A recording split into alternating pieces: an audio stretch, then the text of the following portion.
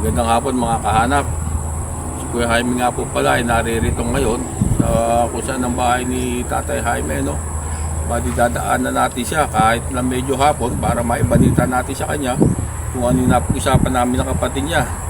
Kasi nga, pinuntahan namin sa Nindinggo, yung iba meron nilakad. Hindi ko naman sila nakita. Kaya ibabalita natin yan. Tingnan natin kay Tatay Jaime, tsaka isa pa. Ang alam ko magbe-birthday ito, no? Kaya siguro baka meron siyang gusto sabihin sa mga kapatid niya. O baka ito sa birthday na ito, madadaw man lang siya. At tara, pupuntahan natin si Tatay Jaime. Ayun nga, oh. Puti nga, parating nga kami. At tatanong ko na si Tatay Jaime para malungkot siya. Nag-iisip lang. Nag-iisip si Tatay Jaime. Siyempre, inaasahan niya kasi mga kapatid niya. Pupunta. Tay, magandang hapon, Tay. At napasalit kami sa inyo. Kabit lang mo natin, Tatay, para magkaintindihan tayo, para ano yung sinasabi sa inyo.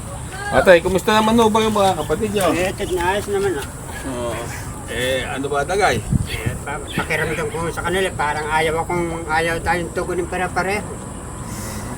Tulad daw kanina, nagkasalubong ko kami, parang hindi nila ako pansin. Maganda naman kako, lalapitin nyo ng kuya dyan, bakit siya nabigo? At ako mong kako, nag-interview sa inyo ng oras na yan, para hindi nyo ako iniintindi. Ang gusto ko lang kako, tayo magkaharap dito ng mahusay. Ba't ka umabot tayo sa ganitong paraan? Para kakong tayo, para magkakalayo kakong tayong yan, tayo magkakalayo sa pamamagitan din sa inyo. Ako, kung kailan ako 70 na, saka tayo magkakalayo, magkakapatid. Ako na magkakahanda na sa inyo lumayo. Kung yun ang gusto niyo sa akin, lalayo at lalayo. Meron ko rin ako, birthday ko. Sarado 70 na ako. Ngayon, kung yun ang gusto niyo, sige, okay, lalayo. Huwag lang tayo umabot sa ganyan. Ako kaki, parang napapahiya na rin ako sa inyo sa ginagawa niyo sa akin. Pagka wala ng aking misis, okay, nagkaganito na. Hindi ko akalain magagawa niyo sa akin. Sino lalapitan ko, mabutit meron ako isang manugang dito siyang kumukop sa akin. Kayo kaki, natuloy ko kapatid, hindi niyo magawa sa akin. Ngayon, eto na, umabot na sa akin. Kaya inihiling ko sa mga kapatid ko, kung aking mamamatay, paglaban ako ng manugang ko, huwag akong bibigay sa inyo kahit kanino rito. Walang hina nakita. Kung yun ang gusto nyo, hindi, okay, palayo na. Hirap na hirap nakakautol ang loob ko sa inyo. Hindi ko malaman kung paano gagawin ko. Sa takbong ito talaga aking hindi tinutuloy na isang kapatid.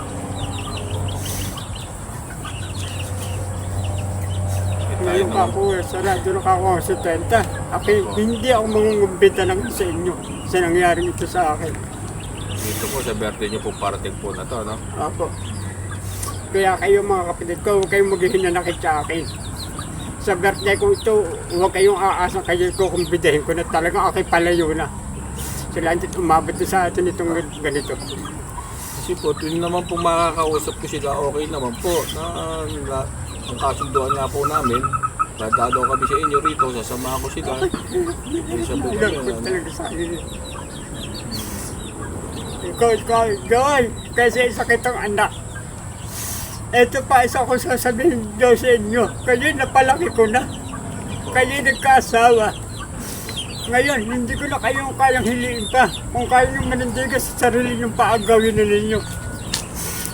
Okay, palayo lang talaga. Huwag kayong maghihinanakit sa akin. Ikay isa-isa kong anak. Ngayon natiis mo ako ng ganito sa aking kalagayan. Okay, hindi nila ako nakikibusin yung mga anak ko. Isa-isa kitang anak. Solo-solo. Pero titiisin ko na sa inyo nangyari ito sa buhay ko. Mayroon po kasi talaga sa kalooban yung ganyan, ano tayo, no? Yung umaasa ka na may mga kamag-anak ka, tapos malayo naman sa'yo. Hirap na lang sa inyong tatlo.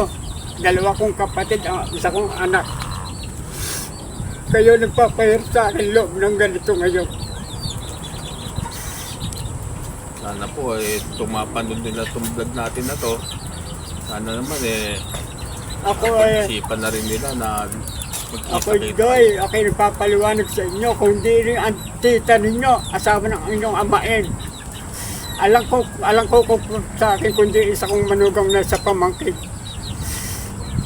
Kaya sinasabi ko sa manugang ko pagka akin namatay, ipaglaban mo ako, huwag mo akong ipamimigay kahit kanino.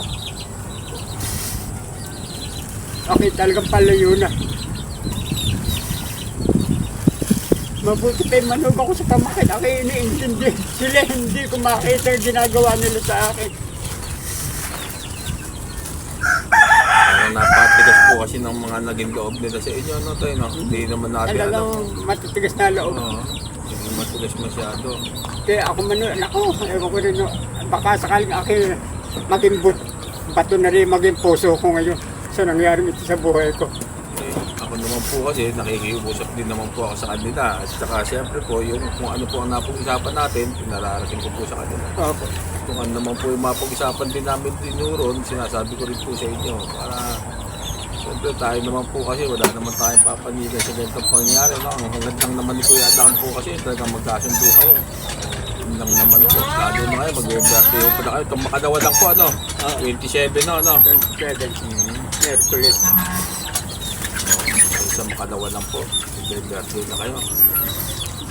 Sana yung mga kapatid sana ni Tatay Jaime, kung bagamat kayo may samaan ng loob, sana itong darating na birthday niya, kung pwede, sana mabisita nyo naman itong darating na birthday niya. Ano sa makadawan na yon. Sana magka-ayos na kayo. Yun na lang ang regalo yun na lang ibigay yung regalo para kay Tatay Jaime, no? Tayo, no? Sana yun na lang, Yun lang naman ang hiling ni Tatay Jaime sa inyo. Yun lang ang regalo ibigay nyo, masaya na. Yung kayo magkausap-usap muli at magkasundo-sundo. Yun yung pinakamaganda regalo niya sa kapatid niya. Lalo na yung anak niya, si Joy, no? Si Joy. Ate Joy, baka naman sa birthday ni Tatay, baka naman pwede, gusto gawin. Kaya kami, ginawa ko ulit itong vlog na to para kung mapanood nyo at meron pa naman kayong ilang araw, no, na pwede kayong mag-isip na baka sa birthday niya gusto niyo siya puntahan. Halos 2 araw pa, no, tayo, no? Wala po. Kaya kung gusto niyo siyang dalawin, puntahan niyo na lang si Tatay. At ako siguro, baka sa birthday ng Tatay, sigurado kahit hindi na akong bida, hindi ako mawawala dito, no, tayo, no? Kayo po, sigurado po. Kuya Dan, pag nawala ka dito sa birthday ni Ama, magtatampo kami sa iyo. Ay, hindi. Sigurado, nandito ako nun. Yung anak nyo, sana dumalaw naman, no? Kahit sana saglit, yung mag-man na sana at mabati man lang na tayo. Happy birthday po tayo. Dito nila ako ng anak ko. Oo, yun man lang sana. Nagandang po sa mga anak ko, talagang akikain nila dito. Sabi, ako may business, ako yung matanda na. Wala namang problema sa akin kung ako yung nilang nakita na. Kaya baka makikita ko kung ako yung mapalsa nilang pati, baka pagbiling ko sa manugang ko, huwag na siya palsabihan. Ito ako naman ganito sa manugang ko ito. Kaya makakita lang yun. Pwede mag-i-airbrand din yung loob ko sa kanila kung yun ang ko sa akin. Wala na akong magagawa kung talagang ayaw ako tinatakunin nila. Salamat. Ang mahirap nga kasi, yung ganyan may mga edad na, tapos ganyan pa ang nararamdaman sa isa't isa, parang ang napakapangit naman. Pagka sa iba, di sana kung bata pa, kung pwede magkasamaan ng loob, natural yung mga bata. Kung dito ako dito napagpagpal sa manugang, kaya kayo magiging lalong kawawari sa may porter ng itik. Doon po ba kayo dati? Nakipitira lang ako sa isang cover sa mga pamangkin ko lang. Doon lang ako nakipitira sa kulong ng itik. Kung dito ako nga sa akin, kawawa pala ako sa mga kasatikit ng mga isa kong anak. Ay, ito nga po pala mga kahanap, no? Bali kung natatandaan niyo po siguro na itong bahay po ni Tatay Jaime, dati ko na po itong na-vlog, no? Pinakita ko nga po pala ito sa inyo, no? Si Tatay Jaime nga pala, humihingi sana ng kahit kuwating tulong sa inyo, kahit pambili man lang ng plywood. Ito, pakikita ko po sa inyo nga pala, no? Yung lalagyan natin plywood. Ito po ang bahay ni Tatay Jaime, no? Ayan. Bali, ito po siya. Ayan. Ito po yung tagiliran. Yung likod po kasi hindi natin mapupuntahan na yung likod. Gawa po kasi na may tubig na yung likod, no? Ito nga po pala hinihingin tulong ni Tatay Jaime sa inyo. Sana ng araw, itong birthday niya na to, sana mayroon sana makapansin man lang, no? Na pwedeng tumulong kay Tatay Jaime. Ayan. Ayan po siya, no? Ayun, nandito. Ayan nga po, oh. Ayan. Ayan ang tinutuluyan ni Tatay Jaime siya ngayon, no? Bali, ang higaan niya, halos siya lang po kasi ang kakasya. At saka wala po kasing ilaw yung loob. Titingnan po natin kung maaninag nyo po, no? Tingnan natin loob ng bahay ni Tatay Jaime. Ayan nga po, no? Kasi medyo madilim. Kasi nga po medyo hapon na. Alis magdidilim na po kasi nung kami pumunta rito, no? Napadaan po kasi kami kay Tatay Jaime. At Tatay, pasensya na nga po pala kayo dito, no? Teka, kukunin ko na po ito dito.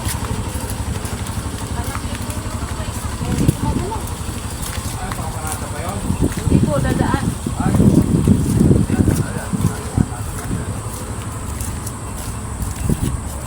Bakit po na yung motor na may dadaan pala?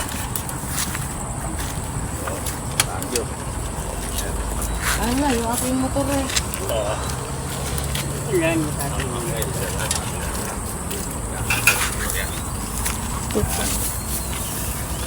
Nakaharap pa yung motor namin. Ayan, kasa na siguro yan, no? Kasi na yan. Oo, kasa na yan. Hindi na natin dito yung kahit konti yung ano nyo. Ano po? Oo, sige, pasensya na. Pasensya na.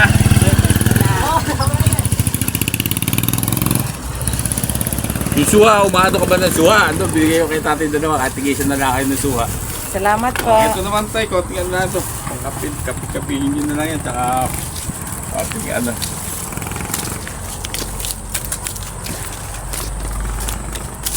Eh, yun ang suha, matamis daw yan. Sabi, maliit lang daw yung, maliit yung binuksan namin kanina, matamis eh. Kaya, tigisan na lang kayo dyan ni tatay.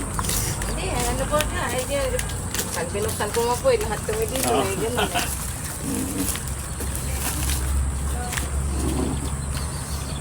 O paano tayo, ganyan na lang po.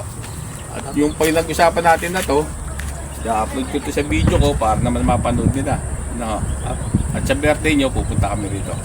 Ngayon, tayo po. Inaasahan ko kayo. Sige po, maraming salamat po. Kuya, salamat. Maraming salamat. Sige po, ganun lamang mga kahanap. At si Kuya Dan ay muli magpapaalam muna.